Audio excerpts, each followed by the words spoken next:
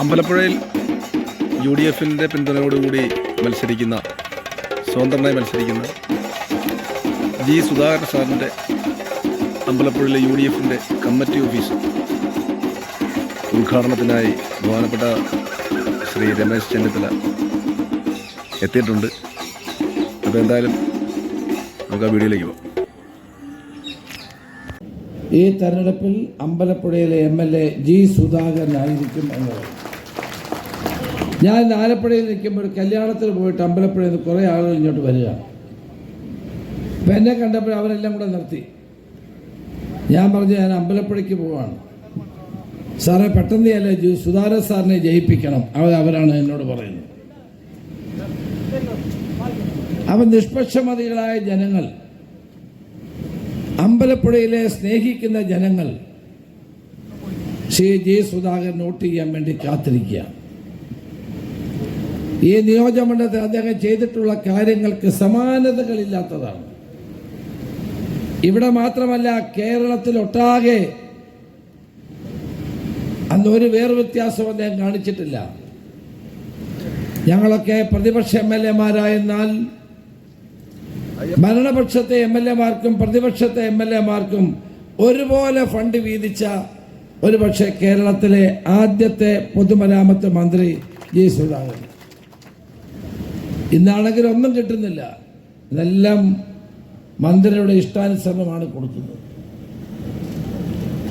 അപ്പോൾ അദ്ദേഹത്തിൻ്റെ ജനാധിപത്യ ബോധം ചൂണ്ടിക്കാണിക്കാനാണ് ഞാനിത് പറഞ്ഞത്. ഭരണവും പ്രതിപക്ഷവുമൊക്കെ ജനാധിപത്യത്തിൻ്റെ പ്രധാന ഘടകങ്ങളാണ്.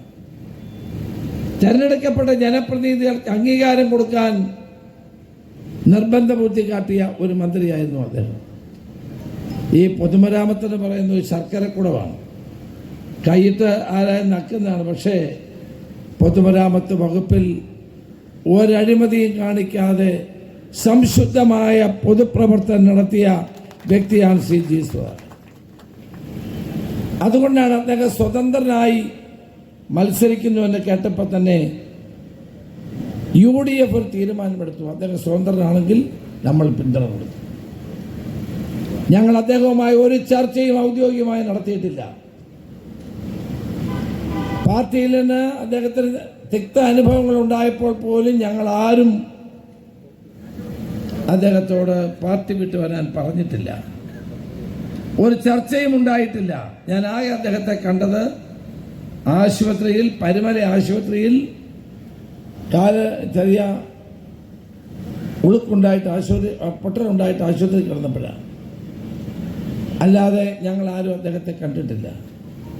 ഒരു ചർച്ചയും നടത്തിയിട്ടില്ല. ഔദ്യോഗികമായി അനൗദ്യോഗികമായും ചർച്ച നടത്തിയിട്ടില്ല. 63 വർഷക്കാലം ഒരു പാർട്ടിക്ക് വേണ്ടി തന്നെ ജീവിതം സമർപ്പിച്ച ശ്രീ ജി സുധാകരൻ ആലപ്പുഴ ജില്ലയെ മാത്രമല്ല കേരളത്തിലെ കമ്മ്യൂണിസ്റ്റ് പ്രസ്ഥാനത്തിന് ഒരു അന്തസ്സുള്ള നേതാവായിരുന്നു എന്ന് എല്ലാവർക്കും അറിയാവുന്നതാണ്. ഞങ്ങളൊക്കെ വിദ്യാർത്ഥി പ്രവർത്തകരായിരിക്കുന്ന കാലത്ത് അദ്ദേഹം എന്നെക്കാൾ സീനിയറാണ്. എന്നാലും അദ്ദേഹവുമായി ഇടപെടാൻ എനിക്ക് അവസരം കിട്ടിയിട്ടുണ്ട്. ഞങ്ങൾ ഒരുമിച്ച് കൊല്ലത്തൊക്കെ പോയി പ്രസംഗ മത്സരത്തിൽ പങ്കെടുത്തിട്ടുണ്ട്.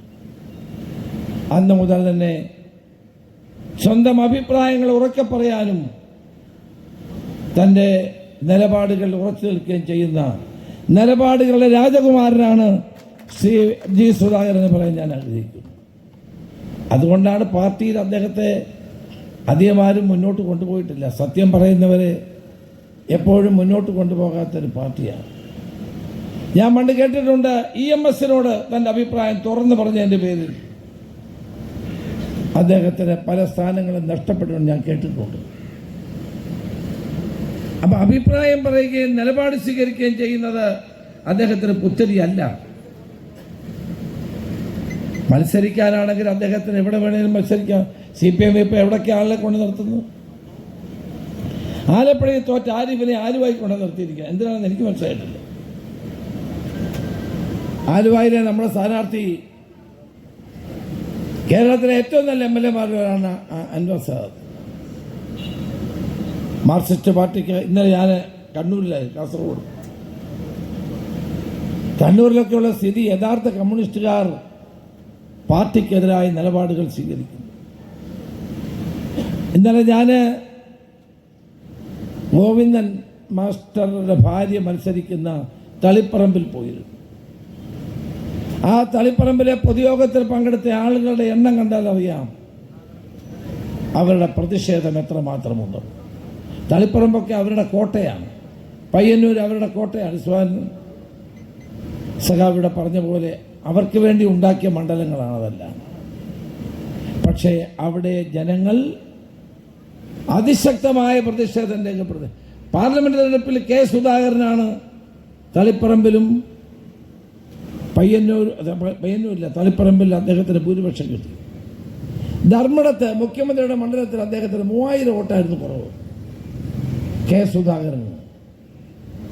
പാർട്ടി സഖാക്കളെ മാറ്റി വോട്ട് ചെയ്തുകൊണ്ടല്ലേ കെ സുധാകരന് 3000 വോട്ട് കുറഞ്ഞ ഒരു 25,000 വോട്ട് കുറയേണ്ട സ്ഥലത്ത് 3000 വോട്ടായത്. ഐഷ പോറ്റി കൊട്ടാരക്കെ മത്സരിക്കുകയാണ്. ജനങ്ങൾ ഐഷ പോറ്റി ആവേശത്തോടെയാണ് തെരഞ്ഞെടുപ്പ് രംഗത്ത് സ്വീകരിക്കുന്നത്. ഒറ്റപ്പാലത്തെ പി കെ ശശിക്കും തെങ്ങുംതോപ്പാണ് അടയാളം. പി കെ ശശി MLA ആയിരുന്നു. പാർട്ടിയിൽ നേരിട്ട് അവഗണനയും പ്രതിഷേധിച്ചുകൊണ്ടാണ് അദ്ദേഹം രാജിവെച്ച് അവിടെ സ്വതന്ത്രനായി മത്സരിക്കുന്നത്.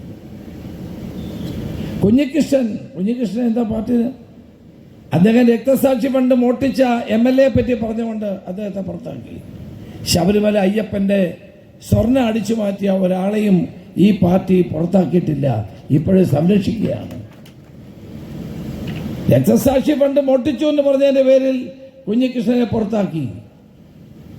സാക്ഷാൽ അയ്യപ്പന്റെ സ്വർണം കട്ടവരെ സംരക്ഷിക്കുന്നു. ഇതാണോ ഈ പാർട്ടി?